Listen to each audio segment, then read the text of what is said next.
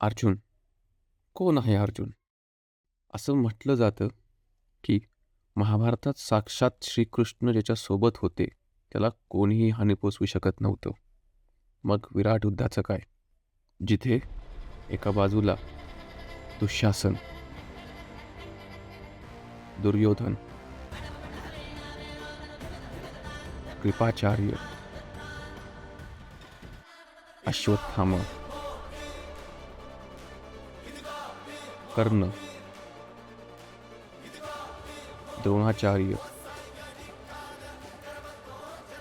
भीष्म पितामह आणि तब्बल एक अक्षौणी सेना उभी होती. आणि त्यांच्या विरुद्ध होतं कोण? तर साक्षात अर्जुन, तोही एका बृहन्नलेच्या रूपात, अगदी एकटा.